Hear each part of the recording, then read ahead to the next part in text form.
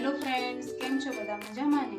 આજે આપણે Sunday special દાળ ઢોકળી બનાવીશું. તેના માટે મેં એક બાઉલ ઘઉંનો લોટ લીધો છે. તો આપણે એમાં મસાલા એડ કરીશું. અડધી ચમચી હળદર, 1 ચમચી મરચું પાવડર, સ્વાદ અનુસાર મીઠું અને આપણે મોણ માટે તેલ લઈશું. તો આપણે 3 ચમચી જેટલું તેલ નાખીશું.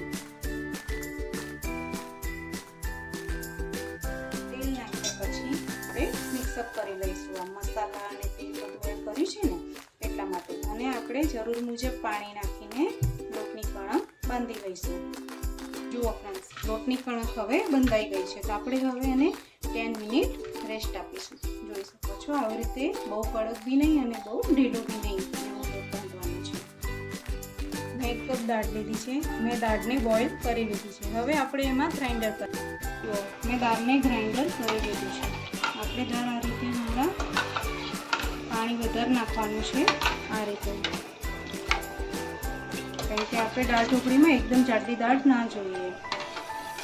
આવી રીતે હવે આપણે એમાં મસાલા એડ કરીશું. તો આપણે પહેલાં એમાં 7-8 લીમડાના પાન નાખીશું. પછી આટલું મેં ગોળ લીધું છે.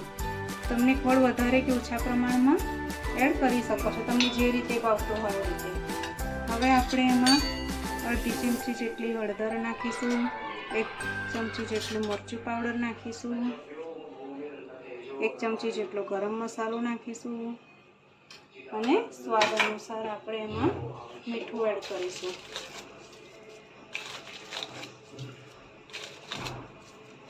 પછી આપણે એમાં મેં સિંગદાણાને બોઇલ કરી દીધા હતા, તો આપણે સિંગદાણા એડ કરીશું.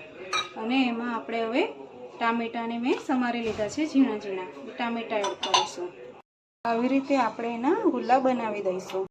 આવી રીતે આપણે એક રોટલો એનો વણી દઈશું. આવી રીતે આપણે એક રોટલો વણી લઈશું અને એમાં આપણે કટ લગાવી દઈશું. આવી રીતે તમને જે સાઈઝમાં નાના મોટા કટ ફાવે તમે એ સાઈઝમાં લગાવી શકો છો. આવી રીતે કટ લગાવી દેવાના છે. અને પછી આપણે એને એક એક લઈને દાળ ઢોકળીમાં એડ કરવાના છે. આવી રીતે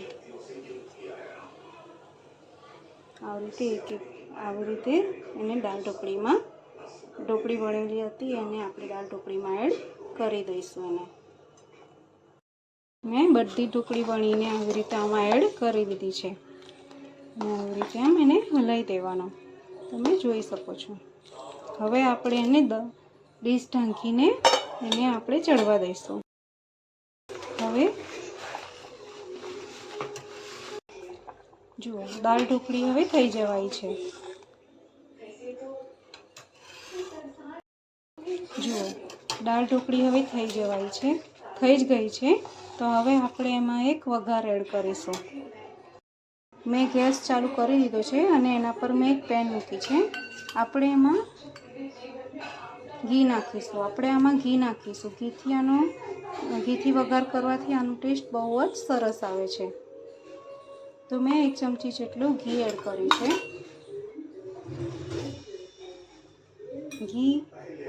થોડુંક ઘી ગરમ થઈ જાય એટલે આપણે એમાં રાઈ નાખીશું.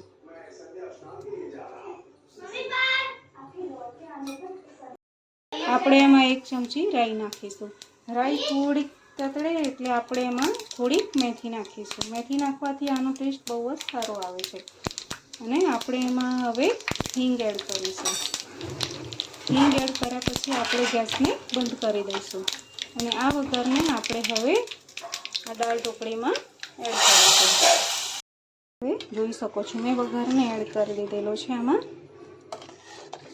હવે તમે જોઈ શકો છો. તો આપણી હવે આ દાળ ઢોકળી તૈયાર છે. આપણે એને હવે સર્વિંગ બાઉલમાં કાઢીશું. મેં આનામાં ગાર્નિશિંગમાં મેં કોપરાનું છીણ એડ કર્યું છે અને આપણે ઉપરથી એમાં ધાણા એડ કરીશું.